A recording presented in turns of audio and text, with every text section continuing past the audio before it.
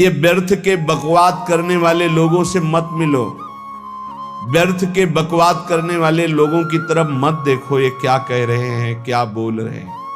और तुम भी व्यर्थ का बकवाद मत करो। अपने समय को कीमती मान करके निरंतर प्रिया प्रीतम का नाम जप करो, उनके गुण लीला गाओ, उनकी सेवा में रहो। कभी प्रपंच की बातें, कभी प्रतिष्ठा का चिंतन, कभी नाना प्रकार के मान सम्मान का चिंतन, ये घुसने ना पावे हृदय में। बहुत सावधान रहना चाहिए साधक को। ऐसी बातें देखो मत, ऐसी बातें सुनो मत जिससे तुम्हारा हृदय उद्विग्न होकर प्रभु का चिंतन छोड़ दे। बंद करो अभी। अन्य लोगों के संग का त्याग कर दो, जो भगवत विमुख वार्ता करते हैं, संत निंदा करते हैं, दूसरों की निंदा करते हैं। कुछ हाथ नहीं लगता, ये लोग दुर्गति को प्राप्त होने वाले हैं।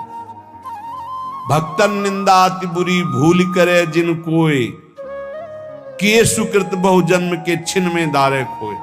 पर निंदा के किए ते नहीं, आवत नहीं कछुआत, मूर्ख पर्वत पाप को ले चल अपने साथ। तो अलम कश्यापि संगत्या, ऐसा संग मत करो जिनके पास बैठने से भक्त निंदा, जन निंदा, भगवत निंदा हो।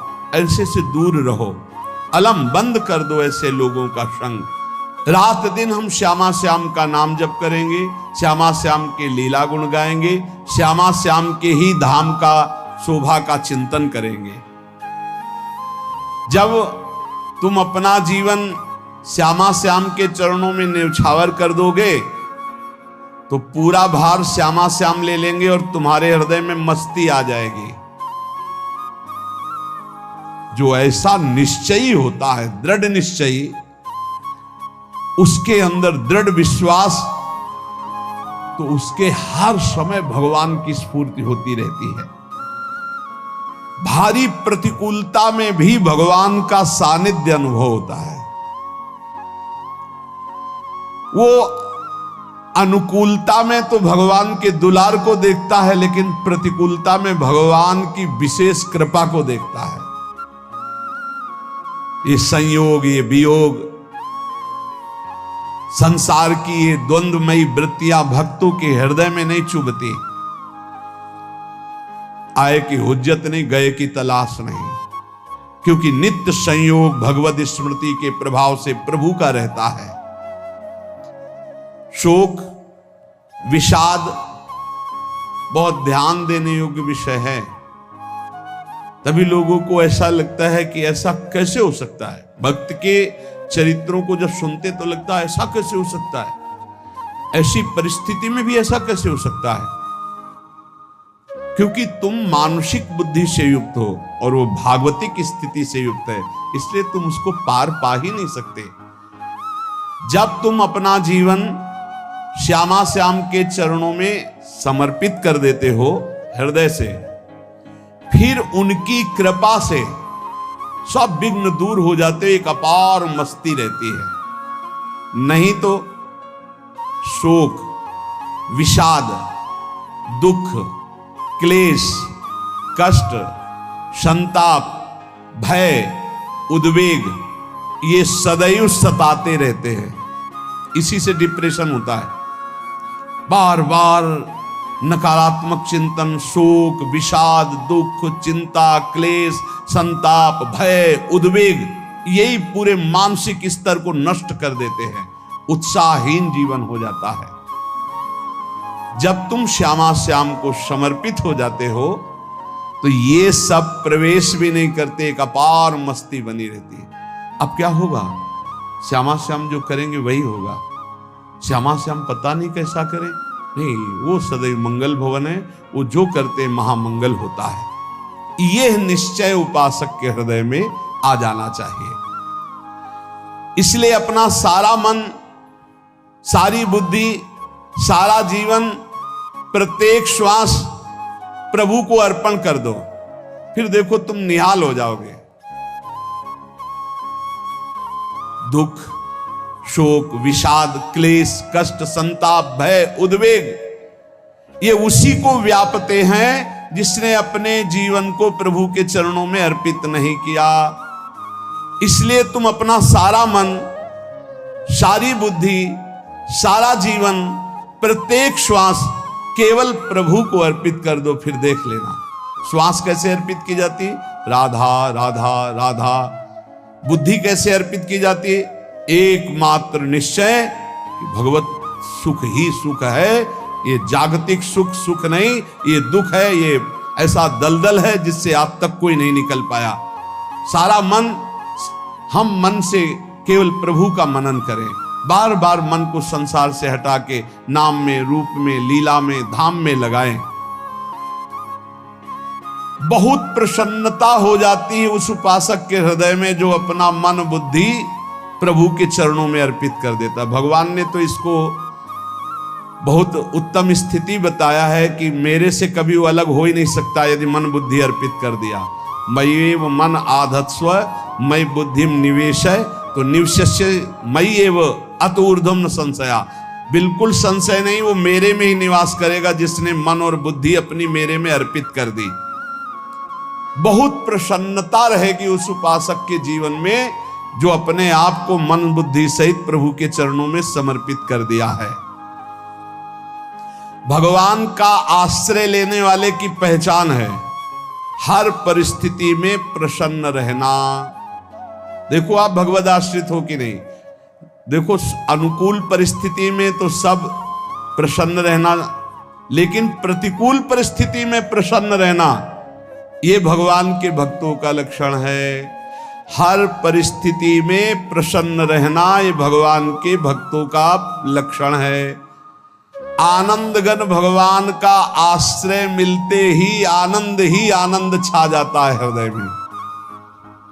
उनके पास आनंद का अभाव होता ही नहीं है। जैसे सूर्य का प्रकाश उदय होते ही सूर्य का प्रकाश संपूर्ण अंधकार को नष्ट कर देता है, ऐसे ही भगवान का संपूर्ण आश्रय लेते ही सब दुख चिंता शोक नष्ट हो जाते, आनंद ही आनंद। तुम भगवान के मंगलमय रूप को नहीं जानते हो, पर उनके मंगलमय भाव को, विधान को मानना शुरू कर दो। जो भी होता है मंगलमय होता है। हमने जीवन में देखा है, अगर इधर कोई बहुत बड़ा सुख दिया तो देर नहीं लगेगी, 24 घंटे नहीं व्यतीत होंगे और ऐसे दुख दे देंगे, जिससे दोनों का समान भाव रख करके ना दुख में तुम भूलो प्रभु को, ना सुख में फूलो, सीधे भगवत मार्ग में चल। पूरे जीवन की बात देखा है। भगवान के मंगल विधान में सदा सर्वदा सुख ही सुख है, इस बात को मान के प्रसन्न हो जाओ।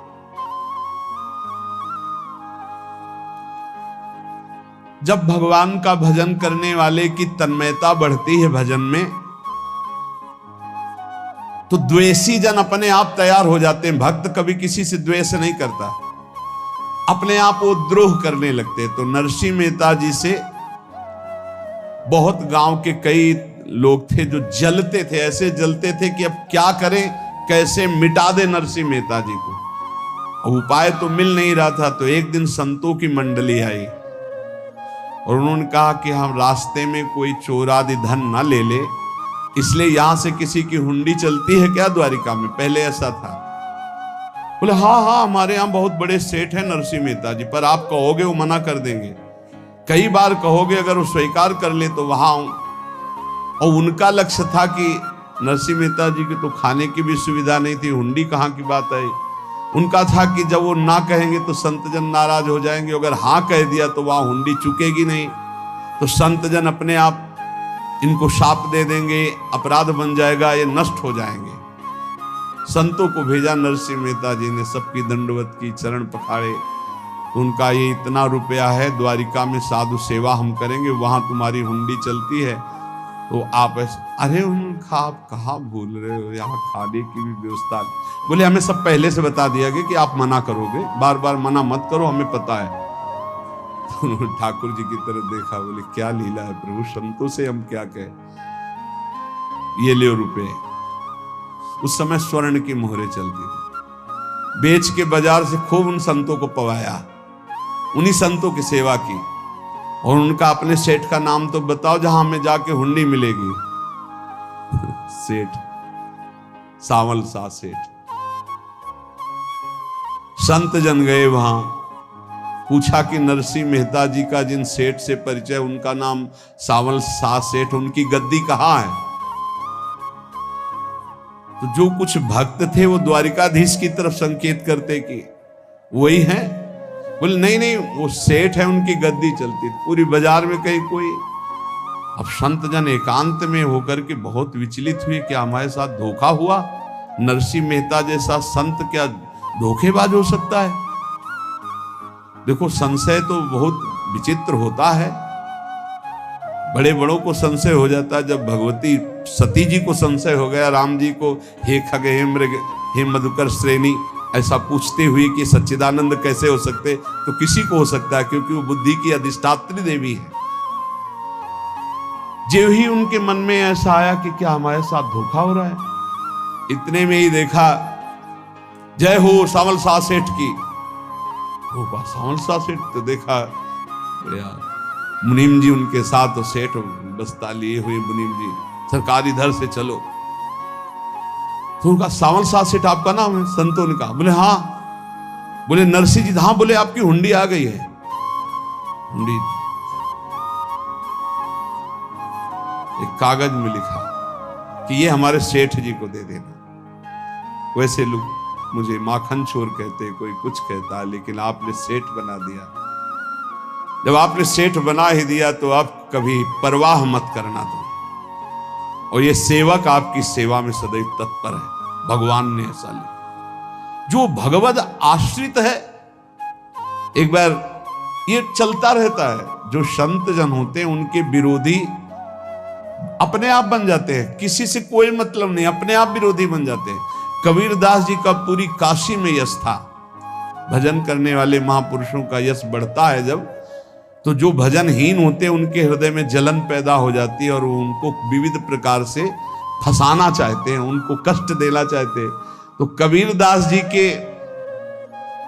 यश को भूमिल करने के लिए कुछ ब्राह्मणों ने एक रचना रची। मूड़ मुड़ा के कबीरदास जी के शिष्य बन करके पूरी काशी के सब आश्रमों में निमंत्रण दे आए। कल भंडारा है, संत सेवा है, सबने स्वीकार किया। कबीरदास जी अपनी दिनचर्या करके निकले तो संत मंडली आने लगी। बोले कै बजे सेवा है? साधु सेवा। बोले कौन सी साधु सेवा? बोले कल आपके शिष्यजन निमंत्रण दे के आए, पूरी काशी के सब संत आ रहे हैं। कबीरदास जी ने कहा यहाँ तो एक की भी व्यवस्था नहीं, पूरी काशी के संत आ रहे हैं। अच्छा, समझ में आ रहा है, लीला बिहारी तुम लीला करना चाहते हो। गए अपना निकल गए गंगा किनारे, एक झाऊ के नीचे बैठकर अपना भजन ध्यान में मगन है। 11-12 बजे तो उन्होंने देखा संतों की मंडली अब काशी तो बहुत। कबीरदास जी ने देखा कि आश्रम की, तो बोले पता नहीं क्या होगा, चलो चलते हैं। तो ऐसे गमछा वस्त्र करके ऐसे डालकर मुंह ढक करके, वहां बड़ी बड़ी पंगत लगी थी। कबीरदास जी सबको पाओ जी पाओ। कबीरदास जी के रूप में स्वयं भगवान पाओ जी पाओ। कबीरदास जी ने कहा अच्छा, जब स्वामी परस रहे तो हम भी बैठ के पा ले। तो जब उसी पंगत में बैठ गए अपना कपड़ा ढक करके, और जब मोहरे की दक्षिणा दे रहे थे सब लोग कि वाह कबीरदास जी ने आज तो साधु से सबको। जब कबीरदास जी के सामने आए तो ऐसे मुंह ढके, बोले देखो जो मेरा होता है उसे मुंह छुपाना नहीं पड़ता, मुंह ढकला नहीं पड़ता। लो दक्षिणा, तुम भी दक्षिणा लो। कबीरदास जी को कबीरदास जी दक्षिणा दे रहे, और वो कबीरदास जी है भगवान, और ये पाले वाले कबीरदास जी है भगवान के जन। कभी भगवान अपने अरे जमाने जोर लगा ले, कितना जोर लगाएगा, भक्त और भगवान का झंडा कभी न झुकने पाएगा। बिल्कुल चिंता शोक भय उद्वेग रहित जीवन भगवद आश्रित।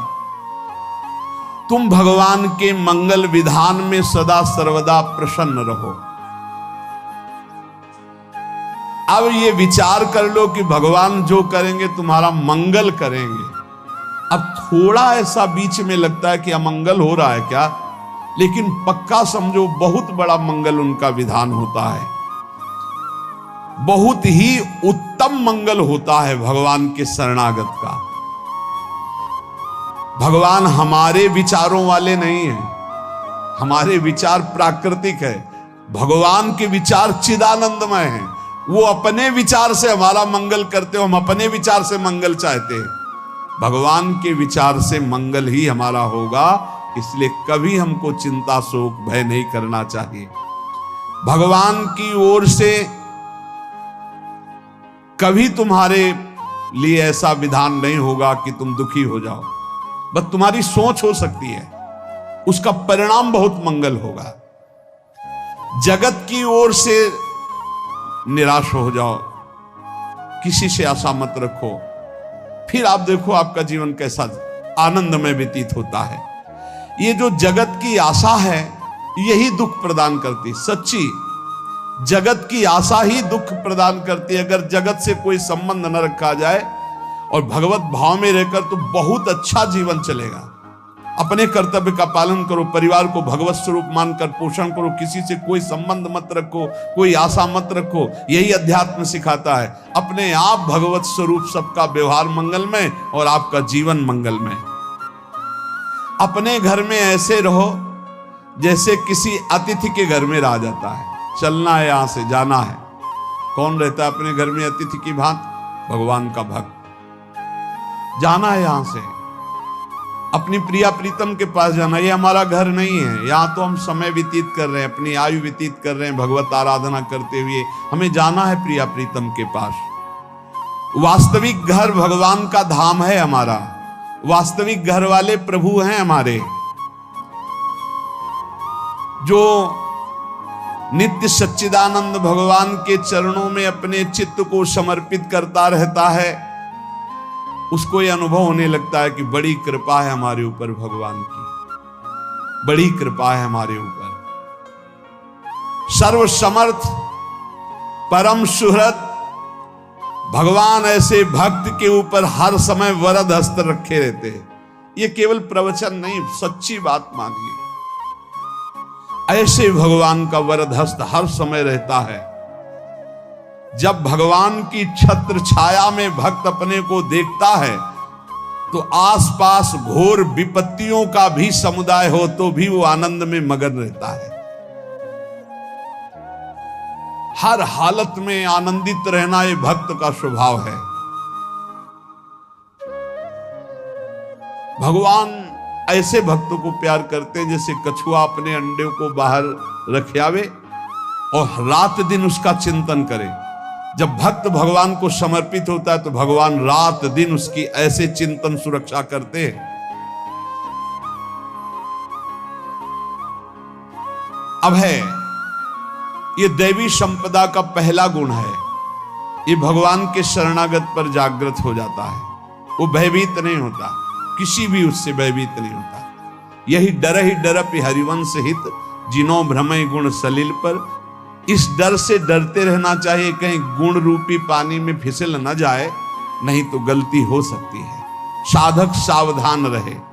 ये अभय दैवी संपदा का सबसे बड़ा गुण है। जो भयहारी भगवान की शरण में आ जाता है तो उसके अंदर ये अभय प्रकट हो जाता है। अगर कहीं तुम्हें एकांत में भय लग रहा है, एक आदमी तो एकांतिक में आए थे, वो कह रहे थे कि हमें हर समय भय लगा रहता कि कोई हमारे पीछे है, अंधेरा तो लगता कोई खड़ा है, मैं जीना मुश्किल हो गया, ऐसा भय। देखो ये मन कैसा है, भगवान से विमुख होने पर कैसे डरवाता है।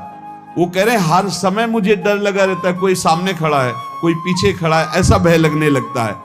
और जब भगवान की शरण में आ जाते हैं तो ये अभय स्थिति हृदय में जागृत हो जाती है। कोई भी भय आसपास आ ही नहीं सकता, यहां तक कि नरक का भी भय खत्म हो जाता है जो भगवान की शरण में है। महापापी भी पुण्यात्मा महान भक्तों के समान वो उत्तम गति को प्राप्त हो जाता है जो भगवान की शरण में हो जाता है। पर ये जो भोगों का आश्रय लिए हुए हैं, मनमानी आचरण कर रहे हैं, ये कभी उस अभय को जान ही नहीं सकते कोई अभय पद है क्या।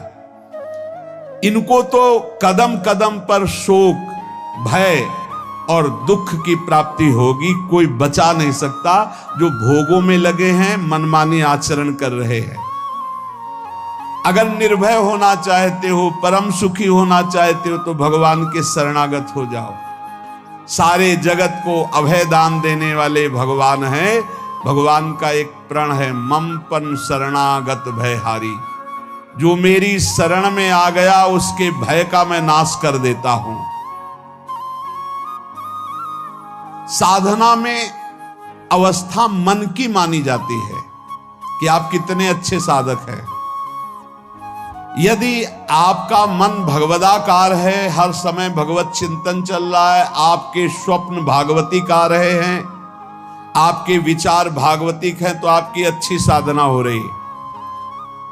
और यदि आपके स्वप्न गंदे आ रहे हैं, क्योंकि स्वप्न में मन का ही सारा खेल होता है, और आपकी चिंतन वृत्ति वासनात्मक चल रही, तो अभी साधना का प्रभाव मन पे नहीं पड़ा है। जिसका मन हर समय भगवत चिंतन करता रहता है, वो जीते जी जीवन मुक्त हो जाता, अनुभव होता है। जैसे किसी ने कहा कि हमें कैसे पता चलेगा कि हमारा काम हो गया है, तो जैसे आप भोजन पा लेते हैं तो किसी दूसरे से गारंटी थोड़ी लेनी होती कि हम छक गए हैं क्या, आप जरा बताना हम छक गए हैं क्या। नहीं, अपने हृदय में आ जाता है कि अब मैं तृप्त हो गया। ऐसे ही अपने हृदय में आ जाता है कि मेरा काम हो गया, अब मेरा जन्म नहीं हो। ये हृदय में आ जाता है, अपने आप अनुभव में आ जाता है। जब स्वरूप बोध होता है तो किसी और से सलाह थोड़ी लेनी होती है, वो अपने आप अनुभव में आ जाता है। हाँ, यदि गुरुदेव का वर्ण नहीं किया है तो फिर आपको किसी न किसी गुरु से प्रमाणित करवाना पड़ेगा। अगर गुरुदेव का वर्ण किया है तो वही मंत्र, वही नाम, वही गुरु शरणागति आपको अंदर से पुष्ट कर देगी कि आपका काम हो गया है। विषय चिंतन करता हुआ मन विषय आसक्ति को प्राप्त होता है। विषय आसक्ति को प्राप्त हुआ मन बार बार जन्म, मरण और नरक को प्राप्त होता है।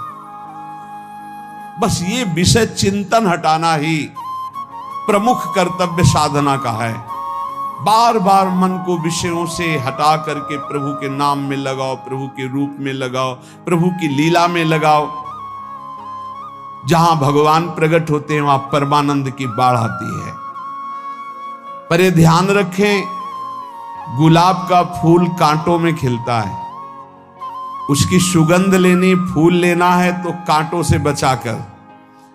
ऐसे ही जब आप भगवत चिंतन के लिए चलेंगे तो आपका चिंतन चुराने के लिए माया विविध नाटक करेगी, कांटे फैलाएगी। कोई तुम्हारी निंदा करेगा, कोई अपमान करेगा, कोई उपहास करेगा, तुम्हारी अव्यवस्था हो सकती है, तुम्हारी परिस्थिति बहुत भयावह हो सकती है। इन परिस्थितियों में भी भगवत चिंतन का तार ना टूटने पावे तो आगे गुलाब का फूल है। जैसे कांटे से बचाकर गुलाब का फूल लेते हैं और भगवत अर्पित करके सौरभ का सुख लेते हैं, ऐसे ही भगवान के प्रेमानंद का अनुभव करने के लिए संसार के कांटों से बचना होगा। और खिलेगा यही फूल संसार में ही, मनुष्य देह में, और योनियों में नहीं। भगवत प्राप्ति स्वर्ग में नहीं होगी, इसी मृत्यु लोक में होगी। पहले मन नहीं लगता भगवत चिंतन में। भगवत चिंतन जबरदस्ती करना पड़ता है। भगवत चिंतन जे ही प्रारंभ करोगे ते ही बहुत बाढ़ आ जाएगी पाप चिंतन की। ध्यान दीजिए, बहुत लोग प्रश्न करते रहते हैं कि हम जब भजन में बैठते हैं तो बहुत गंदी बातें आती, मन बड़ा चंचल होता है, भाग जाता है। ऐसा प्रारंभ में जब कोई भगवत चिंतन प्रारंभ करता है तो उसका मन विषयों में भागता है, गंदी बातों में भागता है। अब लोग कहते पहले तो हमारा चिंतन बढ़िया होता था, अब चिंतन नहीं होता। तो कोई सिद्ध पुरुष थोड़ी हो गए, तुम्हें जबरदस्ती चिंतन करना होगा। जगत के प्राणी में जहां मन जाए तो इसमें भी भगवान, पदार्थ में मन जाए तो उसमें भी भगवान। जहां जहां मन जाए वहां वहां भगवान देखो, या मन को हटाकर नाम मंत्र में लगाओ। ऐसे भगवत स्मृति जागृत की जाती, बार बार प्रयास करना होता है।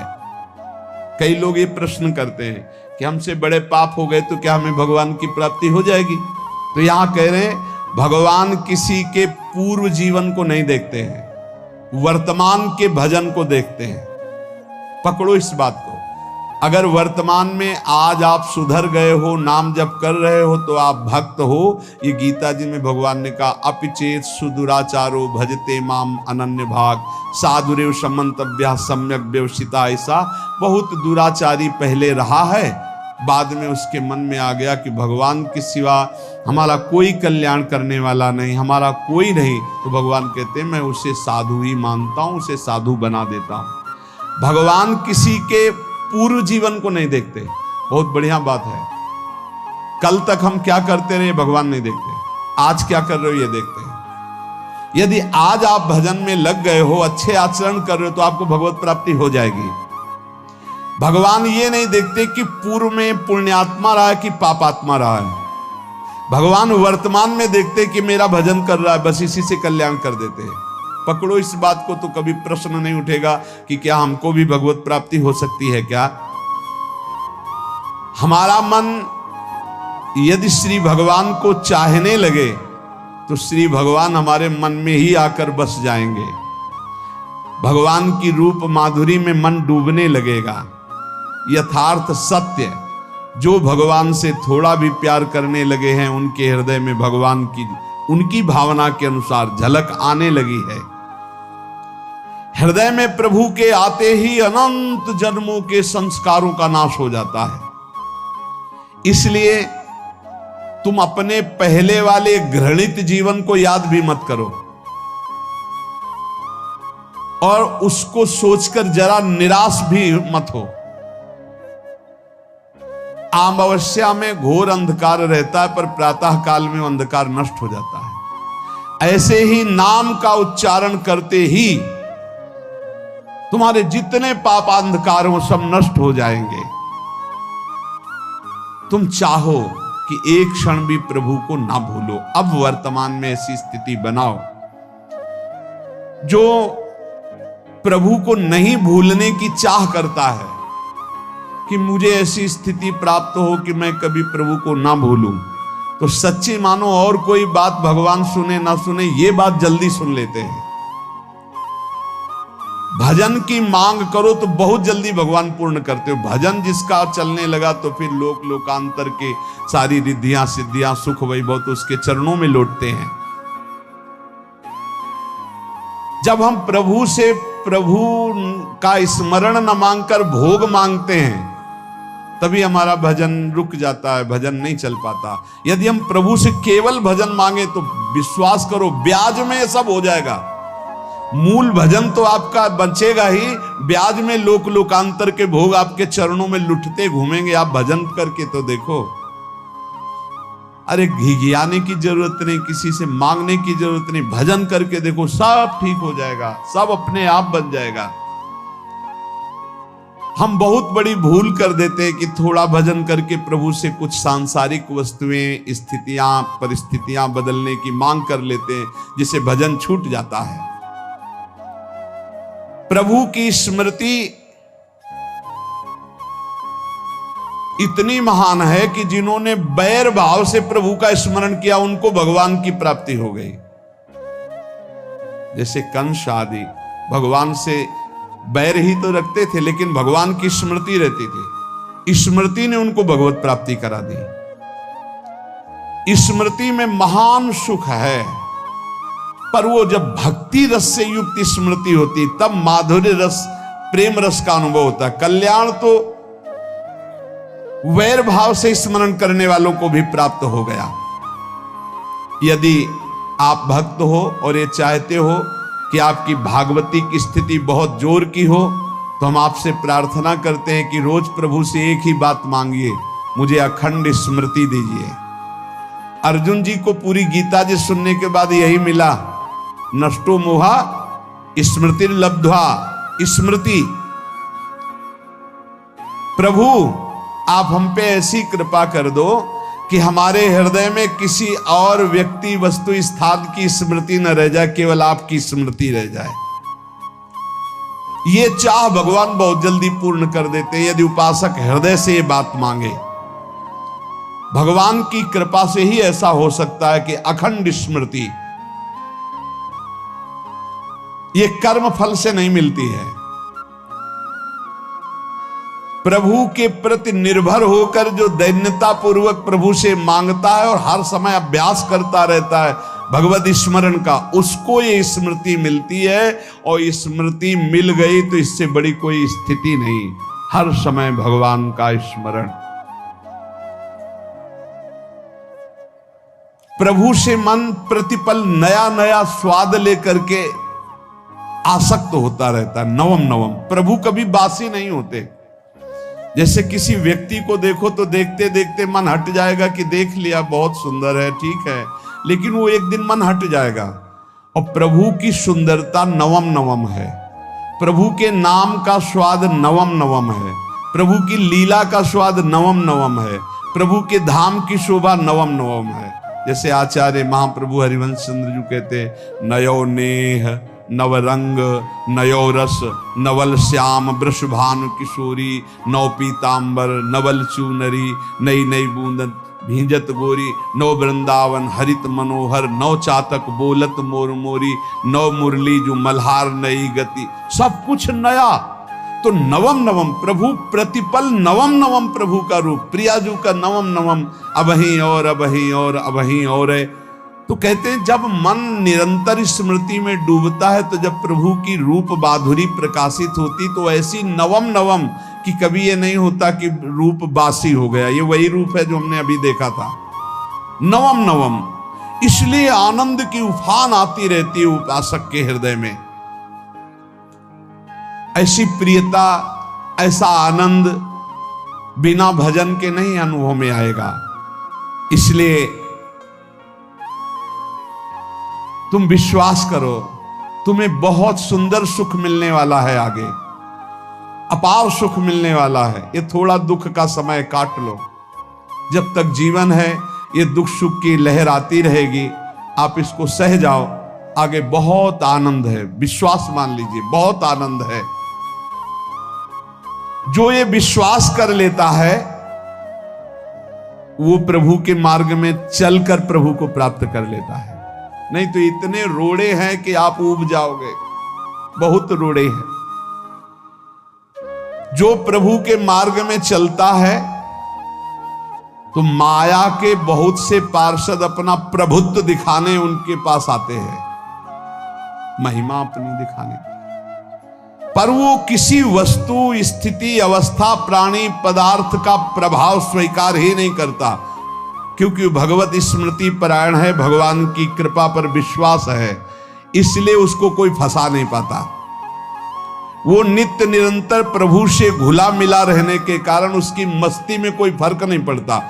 माया का प्रभुत्व रखने वाले उसे फंसाने की चेष्टा करते हैं, पर उस पर किसी का असर नहीं होता, वो कहीं लिप्त नहीं होता, वो कहीं दुखी सुखी नहीं होता, वो हर समय प्रसन्न रहता है। तुम देखो, हर समय प्रसन्न रहते हो? यदि नहीं तो तुम किसी व्यक्ति वस्तु का आश्रय लिए हुए, प्रभु का नहीं। अगर हां तो हर समय प्रभु का स्मरण चलना चाहिए, हर समय प्रभु के आश्रित हो, फिर देखना ये आनंद, ये प्रसन्नता क्या रूप रखती है। बड़े बड़े मस्त संतों को देखा, मस्त ऐसे उन्माद में मस्त, उस सुख के लिए ललचाओ, कब तक जन्मते मरते रहोगे, कब तक बार बार दुख भोगते रहोगे, कब, बड़ा प्रपंच है ये।